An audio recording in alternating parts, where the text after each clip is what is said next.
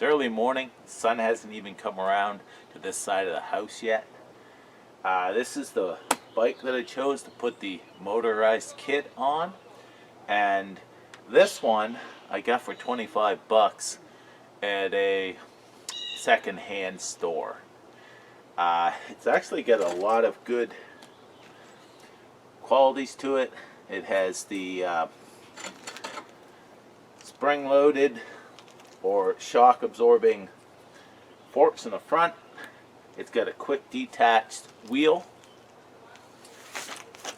It's got a pretty cool changing gear system here. Now, my terminology and such for bicycles, I mean, I just rode a lot of bicycle when I was younger.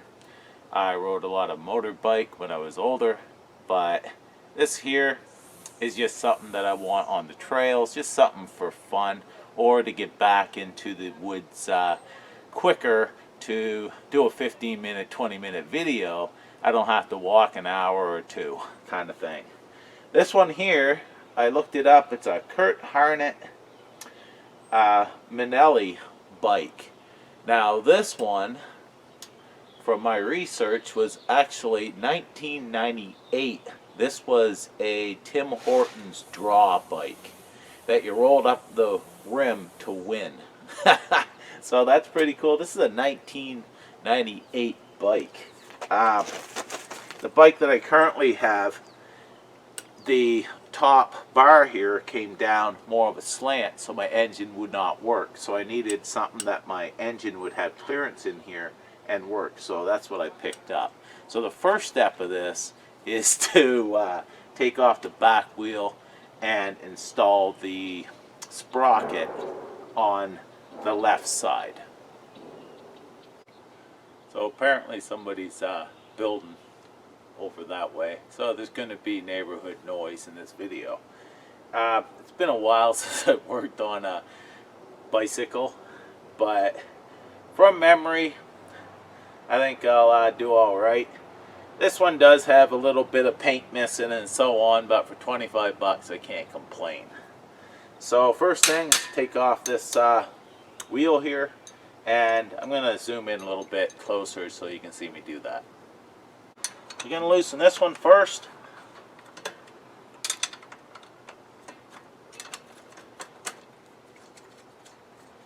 And I'll take off the kickstand here. Don't have to, but then it'll be out of the way.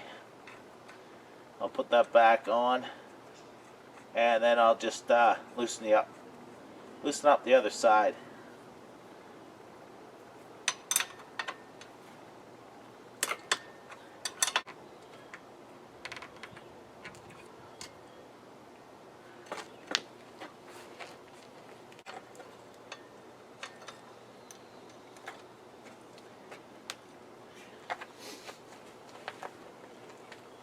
There it is. Now I can install the sprocket on this side here. So first off, what I have is a sprocket here. I have 3 pieces of metal here that go on the back side of these grommets. That's to distribute the torque, and then your spokes will go in here. You'll sandwich this on, you'll put your sprocket on, and then you have 9 bolts that go through. Also a bunch of washers and nuts and lock washers and such in there that fit on these bolts. Now I put a tarp down just so I have less of a chance of losing a washer or bolt or nut. So I'm going to start assembling this. First thing what I have to do is cut in between 2 of these holes here so I can fit that in around my inner part of my wheel. It has been said that this here is one of the most time-consuming parts of this build. So I have cut that, and now I'm able to put this in and it goes around the inner axle like that. So I've got that in there.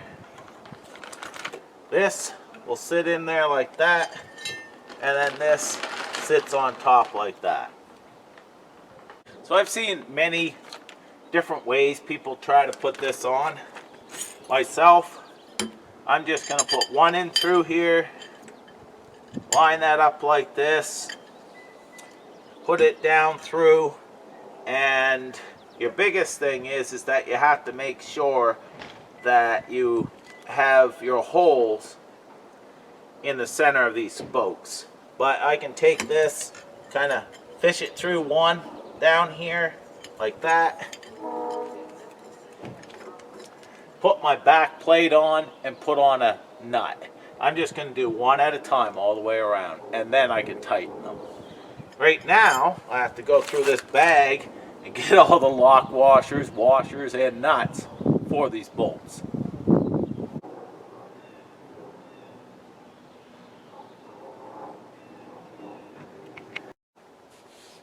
So I put 2 in here already, and I'm just going to keep going around.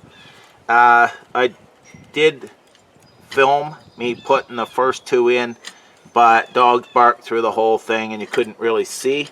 So I'm going to try it again. I've seen many ways to do this. I'm going to do basically 3 at a time, and I'll put 1 in at a time and just do 3 kind of thing. So the next one should be right here. All I've got to do is feed that in like that, and then I'll put a washer on. That's why I have the tarp, because this is why it takes the longest. Trying to get everything on there. Now, I've also, there we go, get this in here. I'm not going to film me doing this whole thing because it may be painful to watch. So, and at this angle it's actually harder to put these on. So I'm going to grab a lock washer, throw that on there as well, and then I'm going to throw on my nut. This does have a nylon insert for, it's a lock nut kind of deal. So I'm just going to set that on there, hold it with my finger, then turn the outside and try to get it started.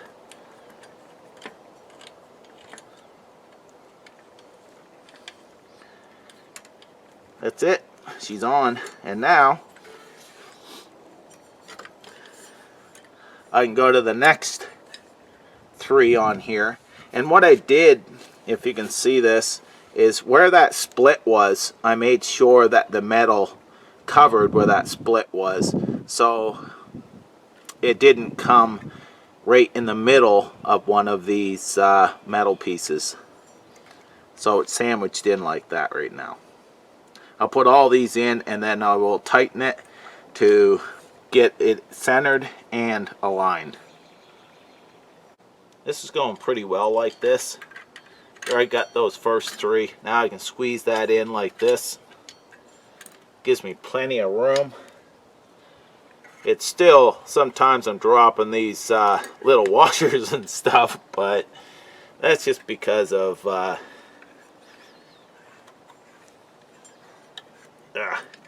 that's just because it's hard to reach through the spokes. But I've got that on there.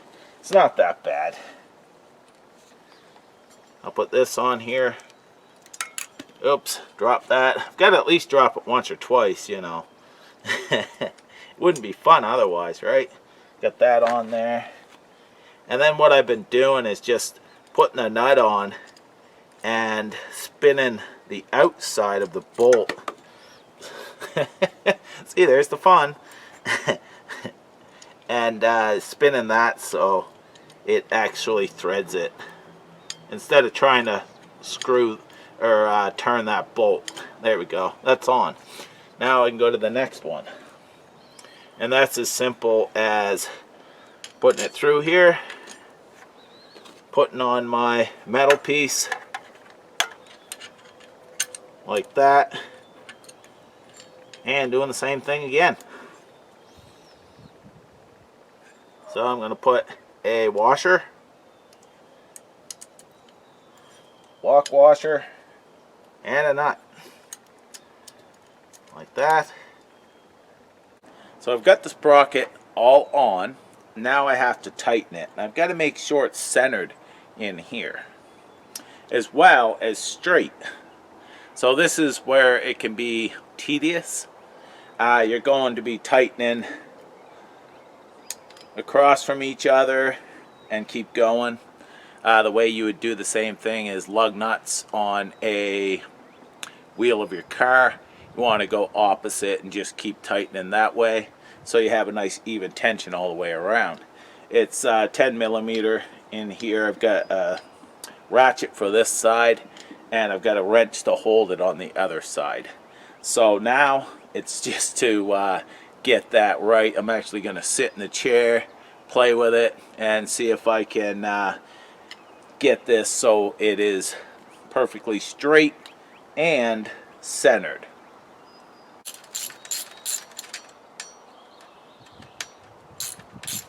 So I'm not tightening these tight. I'm just snugging them up for right now, because I've still got to make sure that this is centered and such, right? So I'm just going around and snugging them all up right at this point. Kind of just watching. Like I said, you want to go in kind of a crisscross pattern. And that dog seems to bark all the time. Pretty much.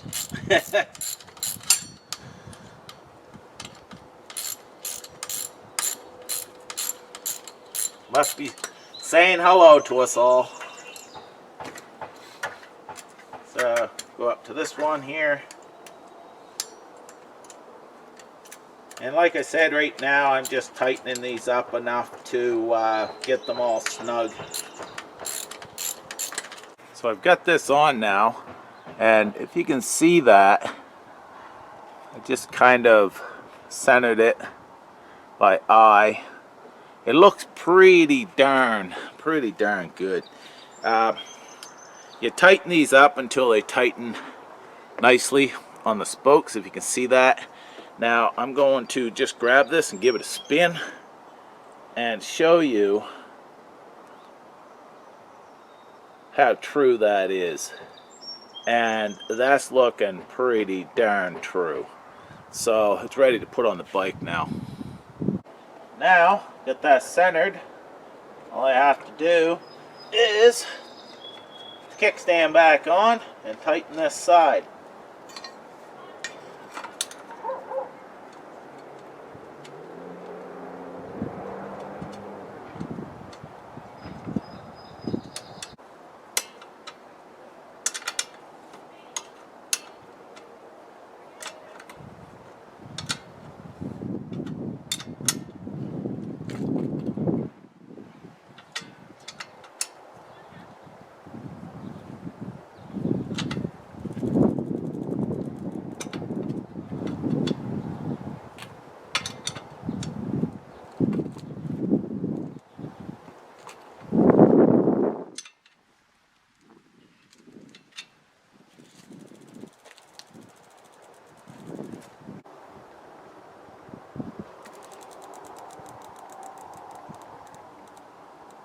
Looking pretty true. Nice.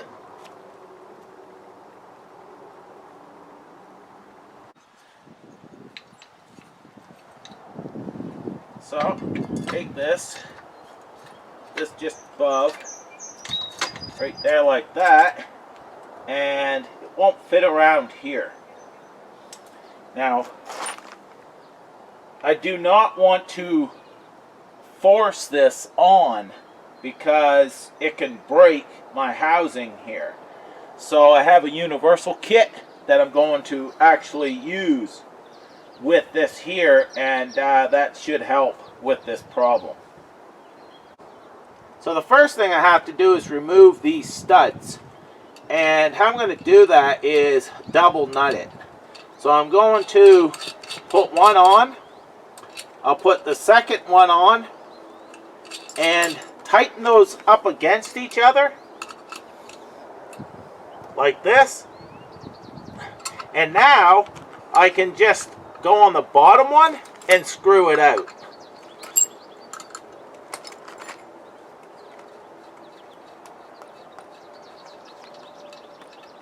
Just like that.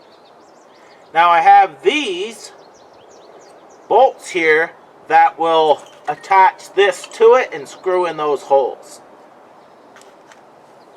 Now that I have the studs out, I'm going to set that up like this, take these two bolts here and thread them in. It's suggested that you just snug these up nice and tight, but don't over tighten any bolts on these because you can strip them out. That's what I've heard through videos and such. So I'm just going to snug it up nice and tight, but I'm not going to overdo it.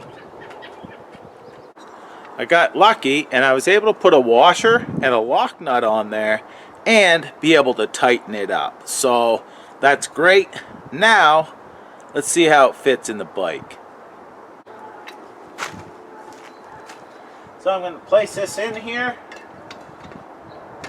and yeah, now it fits nice on here. I can put the back bracket on, and this here,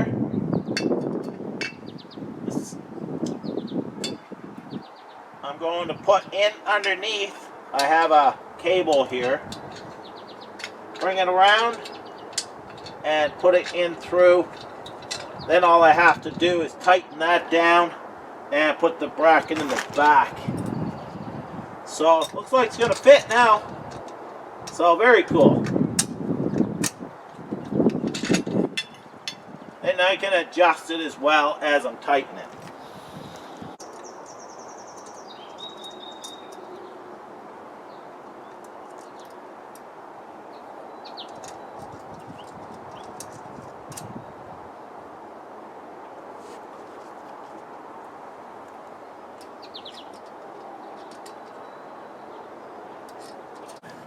So this bracket here, I didn't have enough room to put a lock washer or a washer. It's just the nut.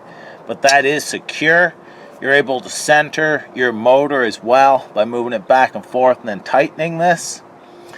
I may have to get a longer one here just because I'd like to have a lock washer on those nuts. Now what I want to do is I want to see if this carburetor is going to fit. So I'm going to slide it in like this, start putting it on, and yeah, it looks like it's going to fit in there. So that's awesome. I'm just going to keep moving it back and forth until I put it all the way up to this spot up here, this lip. So I want to put that on as far as I possibly can. And then I'll spin it around.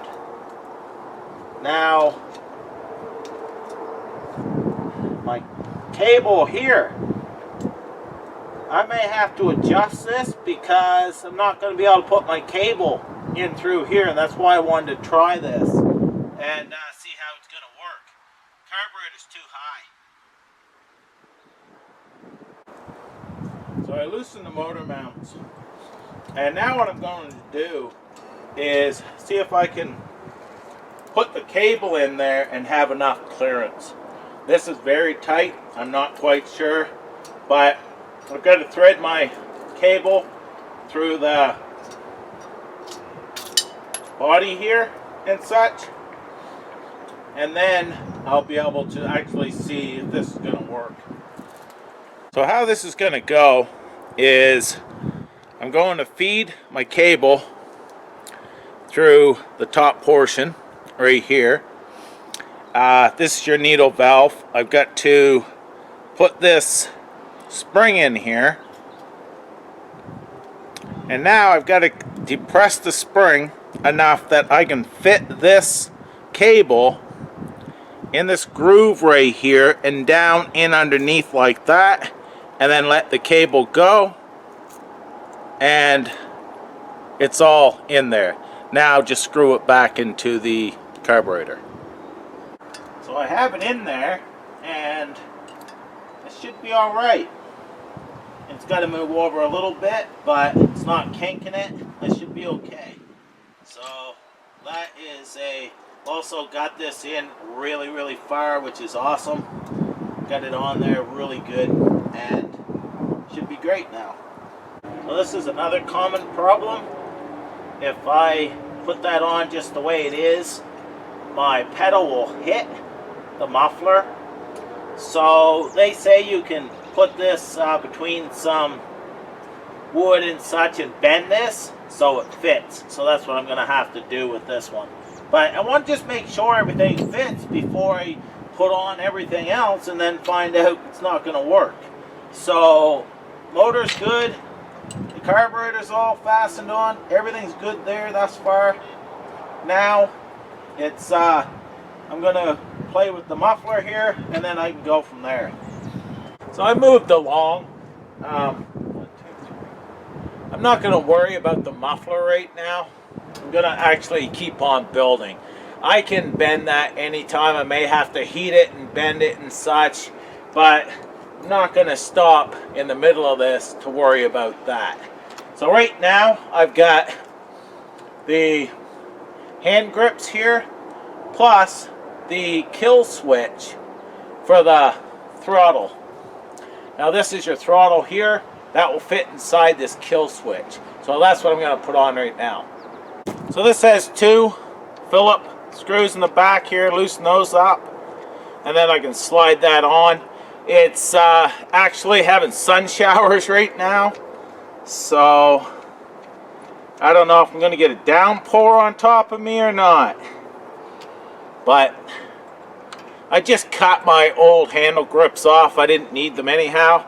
I won't be putting them back on. So it's up to you what you want to do. Oh, I see that there's one little set in here that I have to drill a hole in my handle grip for, or I mean actually my handle bar, for this little pin inside here to fit in, and then I can put the rest in. That holds it all into place when you're turning your throttle and so on. So I've screwed my throttle cable into here, and now all I have to do is there's a hole here and a slot, so I put my end of my throttle cable in there and then twist it this way, and then I can put it inside this portion. Now I've got my hole drilled. All I've got to do is find that, line that up. Actually, I'm going to slide this on first, like this. And then, I'm going to find that hole and lock it into place right there. And now I can tighten it up. And that will give me my throttle. So now, I have a throttle.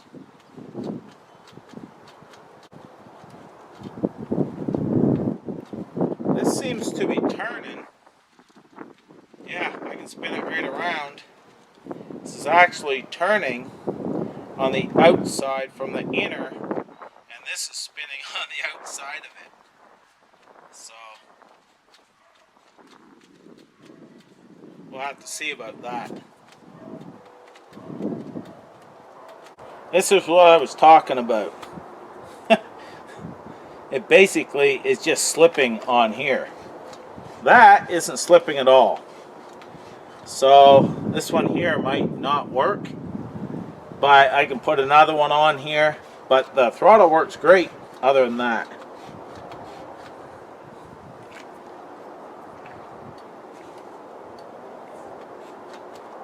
Yeah, it's just slipping.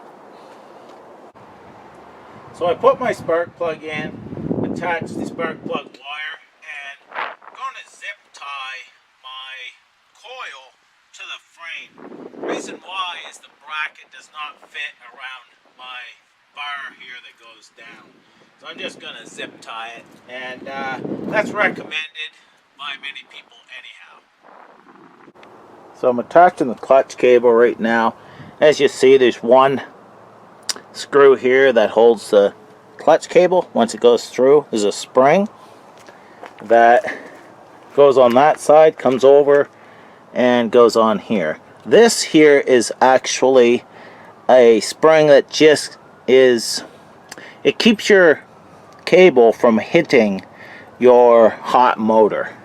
Then it comes up through, and I'll be putting the lever on here, the clutch lever. So I have hooked up the wiring right here. The clutch cable's all hooked up. I just put the petcock in here. I actually used some plumbing tape to wrap around this before I put this in, but that's going to work. I'll have to do something because, of course, my cables runs right over the top. That's where my tank has to go. So I've got to do something with that, and then I'm able to put my fuel line and so on. So all I have left is the fuel line, put a fuel filter in it, chain tightener, the chain, I've got to size that and such, chain guard. So that's basically all the drive chain right there. Got the chain guard and chain tensioner, and a couple cuts to mount the gas tank. I put the gas tank on, a couple cuts in the line, put my fuel filter in, plug it on, and I'm basically done. So it doesn't, I've taken a long time because I'm filming. I'm taking probably 5 times longer, but there's just, you know, I've got some tweaks to do and so on, but it's pretty much done. It's yeah, gonna keep busy. So I have measured my chain and cut it. Took the master link out, of course.